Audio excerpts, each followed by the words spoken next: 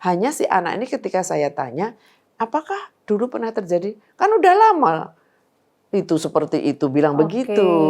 Aku udah lihat seperti itu dulu. Anak-anak itu bilang begitu. Baru ngeh orang tuanya, aduh, saya menyadari beberapa waktu ini kita agak abai dengan lembaga penitipan anak. Apakah sebenarnya daycare atau lembaga penitipan anak di Indonesia ini sudah memiliki standar kualitas, Bu? Sudah ada. Undang-undang juga sudah mengatur bahwa pengasuhnya harus seperti apa. Di dalam surat Menteri PPA itu juga sudah diatur. Sudah ada standarnya, tapi ternyata masih dilanggar. Nah, jadi sebenarnya yang menjadi pertanyaan, seharusnya siapa yang ngawasin ini, Bu? Nah, itu dia. Jadi ini yang kemudian harus kita tegaskan soal pengawasan. Harus ditekankan soal perizinan. Maka ini sekarang perlu kita berikan ketegasan. Jogja hanya sebagai contoh saja bahwa ternyata ada hal prinsip yang mungkin terlewatkan.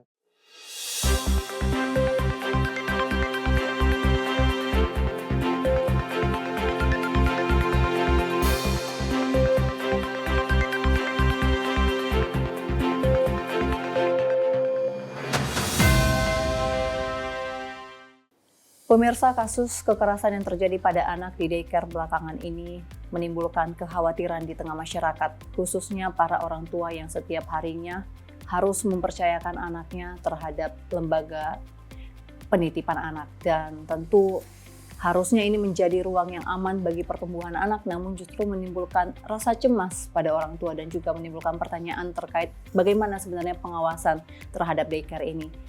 Lalu pemirsa, kita akan bahas pada episode Kabar Nusantara kali ini bagaimana negara hadir untuk memberikan solusi dan menjawab persoalan ini, serta sejauh mana kira-kira apakah Indonesia membutuhkan regulasi yang lebih kuat terkait standar pendidikan, pengawasan, dan juga pengasuhan, terlebih sertifikasi terhadap para petugas di daycare yang ada saat ini. Kita akan bahas lebih lengkap kali ini dengan Wakil Ketua Komisi 10 DPR RI, Ibu Mai Esti Wijayati dari fraksi PDI Perjuangan. Ya, terima kasih sudah meluangkan waktu. Ya, terima kasih Mbak sudah diundang untuk bisa berbicara di sini. Dan saya sudah menunggu untuk Ibu bisa hadir di Kabar Nusantara bahas soal daycare, karena ini persoalan yang sangat menyentuh untuk kita para perempuan ya, Bu.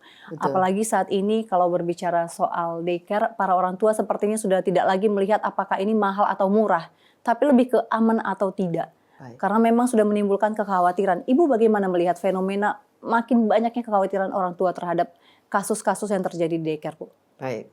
Yang pertama, memang saya menyadari beberapa waktu ini kita agak abai dengan lembaga penitipan anak. Meskipun sudah diatur dengan sedemikian banyak regulasi. Ya. Yang kedua, kebetulan saya dari daerah istimewa Yogyakarta, dan kebetulan yang mencuat besar itu adalah kasus di salah satu lembaga penitipan anak di DIY, di Jogja. Yes. Yang kemudian kita juga bertemu dengan para orang tua anak-anak yang menjadi korban dari salah satu lembaga penitipan anak. Berikut juga kita berkonsultasi dengan para ahli hukum, dan berikut juga dengan para psikolog. Psikolog sebagai proses pendampingan untuk memulihkan psikologi anak maupun orang tua. Yeah.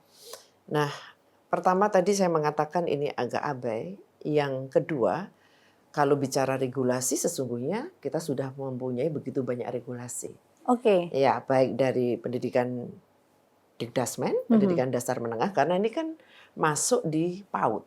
Pendidikan anak usia dini, yang memang kadang perizinannya PAUD itu yang kemudian menghadirkan daycare.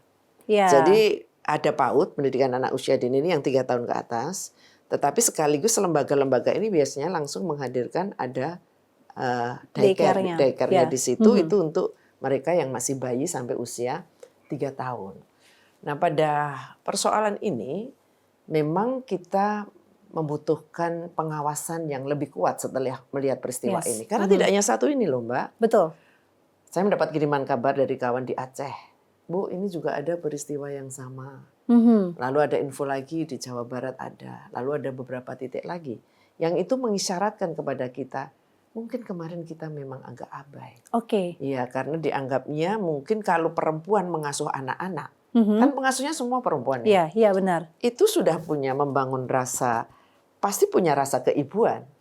Padahal tidak ya, Bu ya? Ternyata kalau kita lihat dari apa yang terjadi, ternyata tidak juga. Mhm. Bahkan, mohon maaf, saya kan sempat gendong anak-anak juga yang kemarin terkena masalah atau menjadi korban itu. Bagaimana orang tuanya bercerita sambil menangis, anaknya kemudian melihat di video yang beredar anaknya diikat. Diikat, betul. Kemudian juga, kok anakku sakit, nggak sembuh-sembuh, gitu, pneumonia begitu ya, atau bronkitis begitu. Anakku itu udah diobatin kok nggak sembuh-sembuh, berulang kali masuk rumah sakit, begitu. Lalu juga ada yang bicaranya terhambat, berdirinya terlambat, berjalannya terlambat. Mereka nggak menyadari waktu itu karena sepenuhnya percaya. Sepenuhnya percaya kepada lembaga penitipan anak ini. Yang dimana ketika mereka datang disambut oleh salah satu pengurusnya begitu dengan wajah yang sangat santun. Dengan wajah yang manis dalam bertutur kata. Sehingga tidak ada kecurigaan. Bahkan ada yang menitipkan sampai 3 kali. Nah, ini miris sekali mendengarnya dari Bu ya. Tapi yang menjadi pertanyaan, apakah sebenarnya daycare atau lembaga penitipan anak di Indonesia ini sudah memiliki standar kualitas, Bu? Tadi Ibu bilang ada yang sampai dia mengalami gangguan pernafasan, pneumonia. Nah, berarti kan mungkin ada kualitas dari ruangannya, kehigienisannya. Nah, apakah standar seperti itu sudah ada, Ibu? Sudah ada.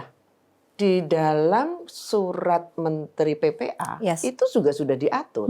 Betul. Bahwa kalau ruangan itu yang dibutuhkan, satu orang anak itu membutuhkan 6 meter persegi. 2 kali 3. Satu orang anak? Seorang anak. Jadi biar dia bebas bergerak. Yes. Nah, 2 kali 3. Nah, ini yang jadi masalah, 20 meter, ada ukuran 3 kali 3 begitu, 20 anak di situ. Artinya ketika kemudian diikat itu di dalam rangka mungkin biar nggak kabur kemana-mana, juga nggak bertuburkan satu sama lain karena ruangan yang sangat sempit. Lalu mereka juga menyampaikan, saya sudah nggak bisa masuk karena sudah di polis lain waktu itu, saya sudah ke tempat lokasi. Itu agak lembab, ruangannya sangat lembab. Nah, itu juga yang kemudian dikategorikan ini nggak memenuhi syarat, baik dari keluasan maupun dari sisi kesehatan, karena lembab, lalu mungkin juga ada, biasa kita lihat atau kalau ada air yang bocor netes, gitu, di dalamnya lalu ada jamur-jamur begitu. Kemudian kan sempat saya tanya, menurut perjanjian harus ada pengawasan dari dokter. Apakah Bapak Ibu rutin nggak ngecek anak-anak ini diperiksa nggak sama dokter? Seharusnya daycare ada pengawasan seperti itu, Bu? Iya, harus ada pengawasan dari dokter yang memahami pasti memahami soal kesehatan, sehingga mereka tahu bagaimana anak-anak di situ apakah apakah sehat semua, karena kan kalau ada yang sakit bisa menular, gampang tertular. Ya. Nah, maka itu yang kemudian juga menjadi perhatian kita. Nah, undang-undang juga sudah mengatur bahwa pengasuhnya harus seperti apa. Jumlahnya juga, Ibu? Jumlahnya juga diatur, 1 orang hanya bisa ngasuh 3 misalnya atau 4 orang saja. Kalau ini 20 tapi 3 orang pengasuh, ya saya bisa membayangkan betapa ribetnya begitu ya mengasuh sekian banyak orang. Nah, sekali lagi ketentuan mengenai kelayakan harus seperti apa ruangannya itu sudah ada. Sudah ada. Harus seperti apa pengasuhnya sudah ada. Apakah dia perlu mendapatkan pendidikan khusus? Pasti dong. Harusnya memang harus ada sertifikasi. Mereka semua harus mempunyai sertifikasi kelayakan untuk bisa mengasuh ke anak-anak. Karena mengasuh anak sendiri yang hanya 1 orang ya dalam balita misalnya, dengan mengasuh sekian banyak orang pasti berbeda. Termasuk tingkat emosional. Betul, karena itu tidak hanya tenaga tapi menguras mental ya, Bu. Menguras mental, ketika nangis semua begitu kan pasti. Betul. Oh iya. Nah, gitu.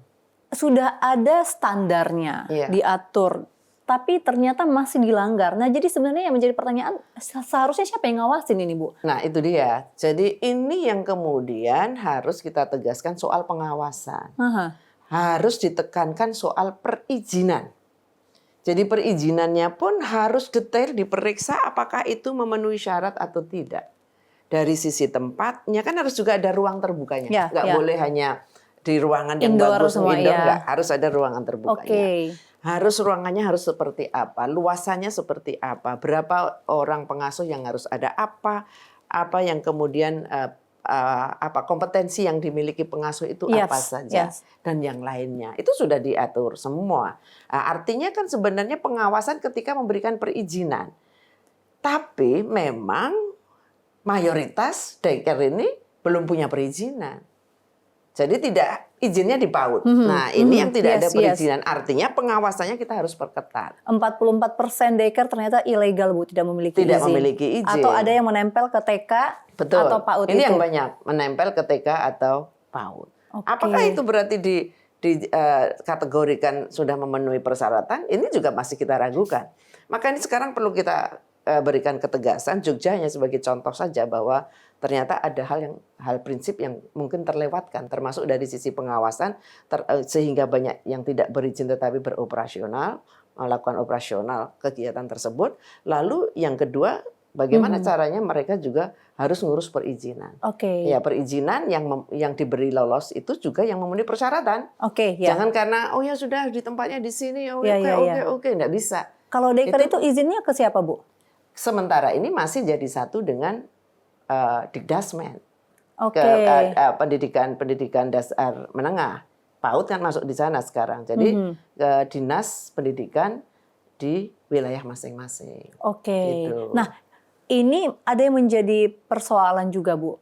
Ada yang menganggap bahwa CCTV itu penting untuk bisa diakses oleh orang tua yang menitipkan anaknya ke daycare. Menurut Ibu bagaimana? Sangat penting. Bisa diakses live menurut Ibu? Menurut saya memang harus bisa diakses live. Karena di situ kita bisa melihat aktivitas anak-anak seperti apa. Kalau nanti orang mengatakan itu melanggar privasi siapa, jelas kita menitipkan anak di situ kok. Jadi memang itu harus menjadi fasilitas yang memang bisa diakses oleh para orang tua sehingga kita bisa melihat bagaimana kondisi anak-anak kita. Apapun anak-anak butuh pengawasan juga. Ketika sedang bekerja istirahat kan belum bisa, setidaknya bisa ngawasin anaknya. Kemudian seperti apa kondisinya sehingga juga membuat orang tua lebih yakin. Kemudian yang kedua ketenangan, bisa bekerja dengan baik. Yang ketiga supaya di daycare sendiri tidak terjadi sesuatu yang melanggar aturan-aturan yang mestinya tidak boleh mereka lakukan. Karena mereka juga merasa terawasi. Nah, tapi yang terpenting ketika seorang ibu atau seorang perempuan mengasuh anak, mestinya ya dalam pikiran saya tuh pasti muncul di sini nih keibuannya, muncul rasa kasih sayangnya. Ya, tapi mungkin psikologi orang kan berbeda-beda. Mungkin sedang menghadapi masalah di rumah, mungkin sedang punya persoalan besar, sehingga ketika kemudian harus mengasuh anak seperti ini, mungkin juga diperlukan ketahanan mental yang lebih. Nah, itu mungkin akan kita bahas selanjutnya terkait bagaimana standar pendidikan, kualitas pengasuhan, dan juga apakah dibutuhkan sertifikasi terhadap caregiver ini ya, Bu ya. Tetap bersama kami pemirsa di Kabar Nusantara.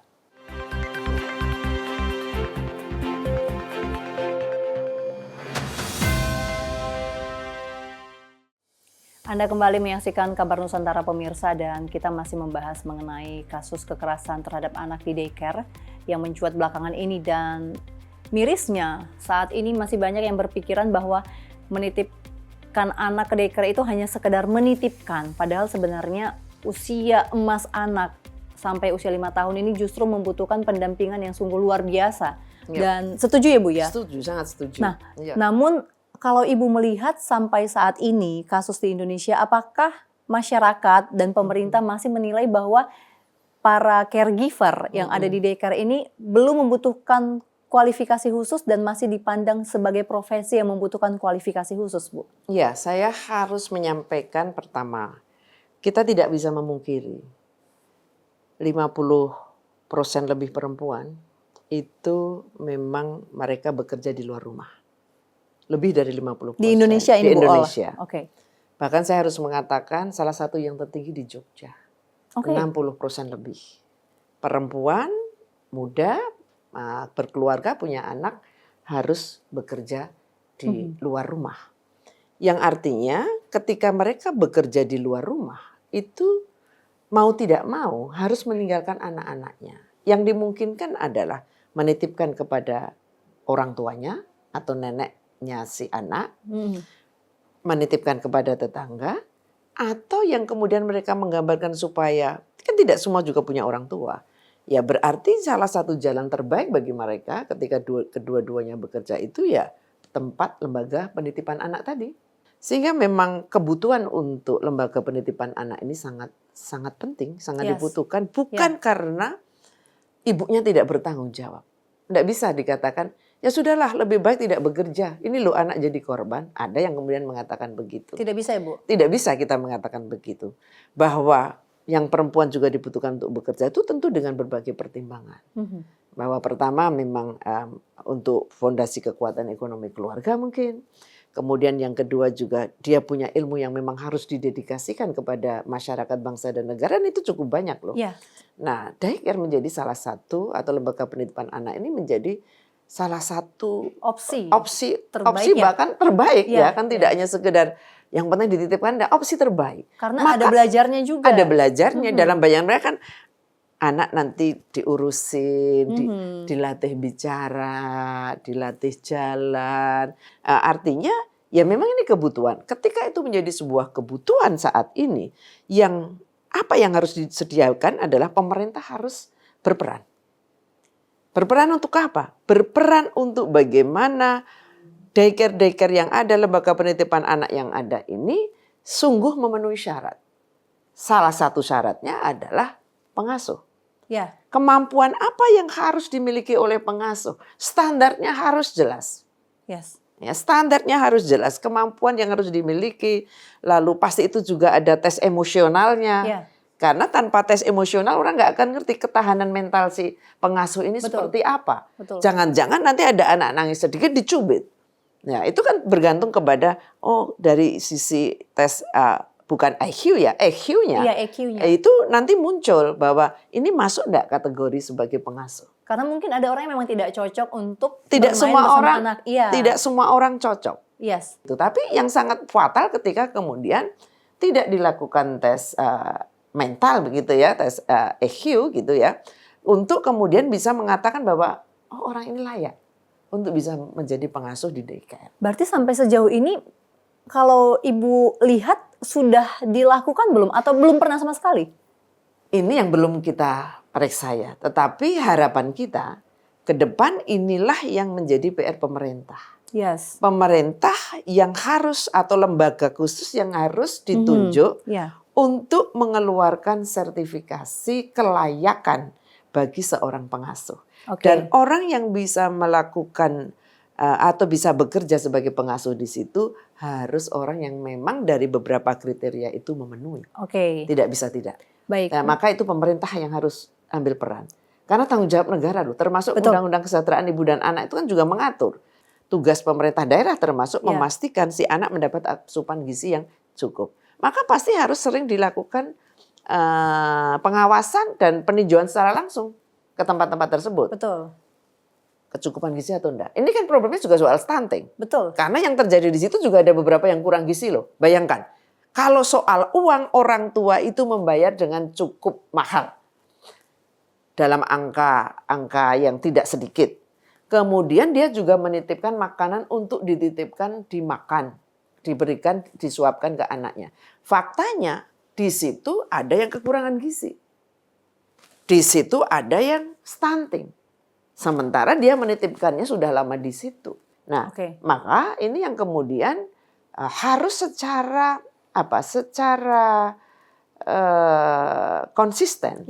Kemudian juga dalam jangka waktu yang terus-menerus jadi intensif begitu ya untuk dilakukan pengawasan dengan peninjauan langsung ke titik-titik tersebut.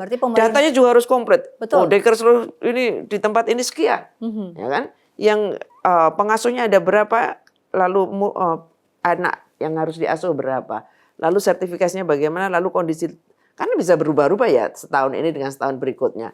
Kondisi bangunannya bagaimana, lingkungannya bagaimana. Karena yang heran di lokasi yang kemarin bermasalah itu. Ada orang yang bisa menitipkan 3 orang anaknya berturut-turut loh.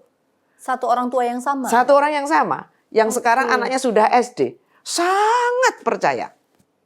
Saya bingung kok bisa percaya ya. Apakah tidak ada yang enggak Ibu, kita waktu dulu tuh kayaknya aman-aman saja. Maka kami menitipkan. Bagaimana orangnya sangat ramah. Mungkin yang ramah hanya satu orang itu yang di depan. Oke. Mungkin ya, karena katanya Oke. orangnya selalu sama yang menerima mereka. Kan dan mereka kan nggak boleh masuk. Hanya si anak ini ketika saya tanya, apakah dulu pernah terjadi? Kan udah lama itu seperti itu, bilang begitu. Kan dia TK-nya juga di situ, PAUD-nya kan juga di situ ya. Nah dia waktu itu kan sudah bisa bercerita, mengingat. Iya. Nah, dulu kan juga, kan aku udah lihat lama ketika video beredar. Aku udah lihat seperti itu dulu. Anak-anak itu bilang begitu. Baru nggak orang tuanya, aduh kenapa dulu. Bagi anak itu kan juga berbahaya secara psikologis. Betul. Makanya itu juga harus diperiksa siapa dulu alumni atau apa ya yang dulu diasuh di situ. Mungkin butuh pendampingan ya Bu ya? Butuh pendampingan, karena apa? Dalam konsep berpikir mereka, bisa terwujud begini loh, oh anak itu kalau rewel dibegitukan tuh nggak apa-apa. Itu hal yang wajar. Hal gitu. yang wajar. Nah kita tidak tahu apa yang terjadi kemudian. Apakah anak tersebut juga ke depan ketika dewasa akan melakukan seperti itu. Berpengaruh Jadi ke yang depan. mendapat pendampingan menurut saya yang perlu diperiksa tidak hanya yang sekarang menjadi korban secara langsung. Yang ada kira-kira 50 anak di daycare tersebut. Tetapi juga ada yang di atasnya. Ini juga perlu diperiksa. Misalnya diberikan gambaran-gambaran begini. Ya. Dia akan mengatakan ini normal atau tidak. Dari situ mungkin akan kelihatan kan. Betul. Misalnya ada bayi kemudian diikat talinya. Menurut adik ini benar atau tidak. Itu juga bisa menjadi gambaran loh. Betul. Ini pengaruh enggak pada psikologi anak ke depan. Itu udah diusut Bu? Ini yang kemarin, kita kan sekarang, kemarin kebetulan ada dari Kolegium Nasional dari Psikologi Klinis bertemu dengan kami. Lalu sekarang juga menjadi tim pendamping untuk psikolog untuk anak-anak tersebut melalui pemerintah di daerah istimewa Yogyakarta. Jadi ini yang kemarin belum terungkap. Bagaimana nih yang sudah lulus, yang sudah SD? Betul. Kan ada yang SD sekarang. Betul. Karena ini sudah lama. Sudah ada yang SD. Tetapi ketika ditanya orang tua, waktu itu saya nggak terpikir juga. Waktu ditanya orang tua, kan dulu memang begitu. Jadi dia menganggap itu hal yang wajar ya Bu? Dulu kan, loh kok nggak cerita? Ya kan tauku begitu. Ini ungkapan polos kan? Tauku kan begitu. Seolah-olah tauku begitu. Oh berarti ini normal bagi dia. Ya berarti begitu cara mengasuh. Nah berarti itu tadi Ibu ini juga semakin banyak rentetan yang sebenarnya harus perhatikan. Selain dari perbaikan yang perlu dilakukan, pemerintah juga harus membuat langkah awal untuk memitigasi seperti yang Ibu bilang, kita harus melakukan perizinan yang diperketat, lalu tadi memberikan sertifikasi terhadap caregiver-nya. Nah sekarang nih Bu, dari Komisi 10, kurikulumnya kan juga penting nih Bu. Bagaimana standar pendidikan yang ada di dalam daycare? Gimana menurut Ibu? Kalau PAUD memang di Dikdasmen. Nah kalau daycare itu ranahnya sudah kepada persoalan anak. Nah ini saya kira yang harus menentukan adalah Kementerian Perempuan dan Anak. Perlindungan anak ya. Ya untuk perlindungan anak. Nah kemudian inilah yang kemudian diberikan kepada pendidikan dasar untuk menjadi acuan di dalam memberikan referensi atau memberikan perizinan. Jadi tetap memang ini kolaborasi. Karena juga sulit ketika saya mengatakan bahwa Dikdasmen juga harus ngurus nih kurikulumnya si daycare begitu. Karena menurut saya bukan kurikulum sih yang diberikan kepada, namanya bukan kurikulum kalau untuk anak-anak yang masih usia 1 sampai atau 0 sampai 3 tahun. Karena yang dititipkan ada yang mulai 3 bulan, ada yang 4 bulan. Saya kaget juga. Kenapa 3 bulan udah dititipkan? Kan cutinya sudah habis. Betul. Sehingga kami harus bekerja begitu kan. Berarti ini kan bukan soal kurikulum. Ini lebih kepada pola pengasuhan. Nah, pola pengasuhan yang tepat bagi anak-anak usia 3 tahun ke bawah seperti apa? Tentu itu lebih kepada perlindungan anak yang bisa lebih detail memberikan itu. Kekerasan, tidak menerima kekerasan verbal, tidak menerima kekerasan fisik, kemudian juga seperti apa cara kan membangunkan anak itu kan juga beda cara. Betul. Ya. Jadi tidak bisa kayak kita bangun kan nggak bisa begitu. Nah, bagaimana bentuk kasih yang bisa diberikan kepada mereka. Betul. Nah, ini menjadi ranah Komisi 8 tentunya ya Bu ya, dan tentu mungkin bisa dibahas selanjutnya di Kabupaten Nusantara. Nah, kalau dari Komisi 10 juga Ibu melihat, tadi Ibu sempat mengatakan bahwa mayoritas bahkan lebih dari 50% perempuan atau ibu di Indonesia itu bekerja sehingga daycare menjadi salah satu opsi terbaik untuk menitipkan anaknya. Nah, kalau Ibu melihat apakah Indonesia sudah hadir sebagai negara yang ramah terhadap para orang tua bekerja, Bu? Karena kita lihat mungkin di beberapa fasilitas juga seperti di kantor belum ada daycare-nya, Ya. atau mungkin kepada orang tua merantau atau urban jauh dari keluarga itu mungkin daycare menjadi salah satu opsi untuk menitipkan anak, Bu. Iya, kita sedang punya mimpi bahwa akan semakin banyak kabupaten kota yang ramah anak. Tapi kita kan juga cukup kaget. Tiba-tiba bicara ramah anak, tiba-tiba meledak berbagai kasus soal anak. Tidak hanya kasus daycare ini saja ya, tetapi yang jelas bahwa adalah sebuah hal yang prinsip untuk kita tetap menyediakan layanan bagi orang tua yang ingin menitipkan anaknya. Bahkan juga ada syarat sebenarnya kan, pabrik-pabrik itu kan mesti juga menyiapkan tempat penitipan anak. Oke, ada syaratnya tuh, Bu? Ada syaratnya. Mestinya pabrik-pabrik yang berdiri ketika di situ banyak perempuan bekerja, misalnya saja mungkin tempat rokok gitu kan, ada linting rokok.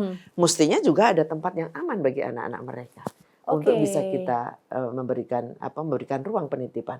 Kalau pabriknya atau perusahaannya keberatan, ya pemerintah hadir. Fasilitas apa yang bisa diberikan? Banyak duit dong harus dikeluarkan. Ya, ini demi tumbuh kembang anak, demi keamanan anak, dan demi masa depan bangsa. Oke, karena orang tua masa kini juga sudah mengesampingkan untuk mahal atau tidaknya ya, Bu ya, lebih keamanan atau tidaknya, benar. Kalau yang di perusahaan-perusahaan mungkin orang mengatakan gajinya terlalu sedikit kok, masa kita. Nah, justru itu negara harus hadir. Misalnya di lembaga pemerintahan yang besar. Seperti kita. Ya, kita. Ada nggak sih kita? Nggak ada, udah tutup, Bu.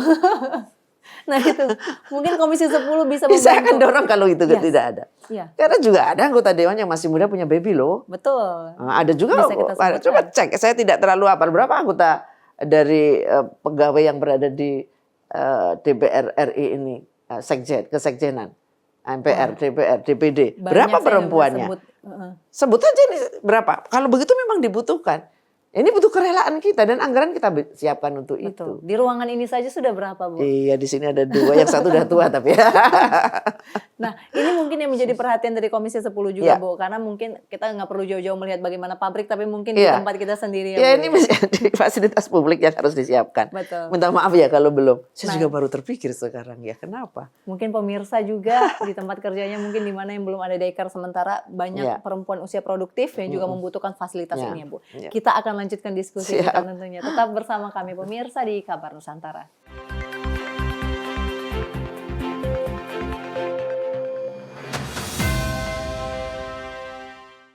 Anda kembali menyaksikan Kabar Nusantara pemirsa, kita masih hangat nih diskusinya dengan Bu Maesti. Bu, kita mau lanjutkan diskusinya ini. Kalau kita berbicara soal daycare dan sekarang dari hasil pembicaraan kita tadi bahwa sebenarnya masih banyak pembenahan yang perlu dilakukan pemerintah khususnya ya Bu untuk melindungi generasi muda dan ke depan. Nah, kalau untuk regulasinya kira-kira apakah Indonesia membutuhkan regulasi yang lebih kuat untuk menjawab persoalan ini, Bu? Kalau undang-undang sudah sangat banyak kita punya. Undang-undang Kesetaraan Ibu dan Anak, Undang-undang Perlindungan Anak, kemudian juga ada di Dasmen, ada peraturan menteri dan yang lainnya. Nah, sekarang yang terpenting adalah bagaimana menegakkan aturan. Jangan cuma sebatas undang-undang di kertas ya, Bu. Di atas kertas. Jangan sekedar regulasi di atas kertas. Baik itu peraturan menteri atau peraturan pemerintah dan yang lain sebagainya. Maka kerja keras kita bersama, termasuk anggota legislatif di masing-masing wilayahnya. Karena daycare ini memang sangat dibutuhkan, ya bagaimana kita harus melakukan pengawasan dengan baik dan melaksanakan apa yang sudah diatur. Betul. Dengan sungguh-sungguh. Betul. Pengawasannya itu, Bu, apalagi masih ada 44% daycare di Indonesia yang masih ilegal. Nah, gimana langkah selanjutnya dari Komisi 10 untuk bisa mengawasi dan memberantas daycare ilegal ini, Bu? Terhadap daycare yang ilegal, kita tentu mempunyai harapan bahwa pemerintah bisa tegas. Untuk daycare yang ilegal ini, kalau memang langsung kita tutup bersama, itu kan memang juga pasti menimbulkan kesulitan. Setidaknya terhadap mereka yang masih ilegal ini kemudian ada pengawasan sambil mengikuti proses untuk segera diselesaikan dan memenuhi syarat. Sebagai perizinan. Nah, kalau orang tua Bu sebenarnya bisa melihat seperti apa? Apakah daycare ini ilegal atau sudah legal? Bagaimana Kan orang bisa tua ditanyakan juga, mana Tanyakan nomor langsung aja gitu? ditanyakan langsung saja. Oke. Dan memang kewajiban dari daycare sendiri harus menunjukkan kami legal. Bisa Sudah dicek ada. nggak itu Bu? Bisa ditanyakan. Kalau misalnya kan sudah diberi Ada lihat, kita harus sebenarnya, cek ada gitu. yang ada, tapi itu tidak pasti, banyak yang belum melakukan. Jadi kita kan bisa seperti kalau SD SMP kan bisa lihat cek sekolahnya ya. Iya, benar. Mestinya seperti itu, mestinya. Tapi saya melihat ini belum. Oke, tapi mungkin bisa menuju ke arah sana ya Bu ya? Sangat mungkin. Karena kalau kita SD, SMP, SMA aja bisa kok. Bisa cek ijazah, Iya benar, kan cek bisa status kan. mahasiswa. Ya benar. betul. Kemudian gurunya ada berapa, Iya. muridnya ada berapa, fasilitasnya berapa, ruang kelas, daya tampungnya berapa kan ada. Nah saya kira ini juga bisa dilakukan seperti itu. Ini banyak sekali langkah yang harus dilakukan dan panjang ya Bu ya? Iya. Harus continue gitu. Betul.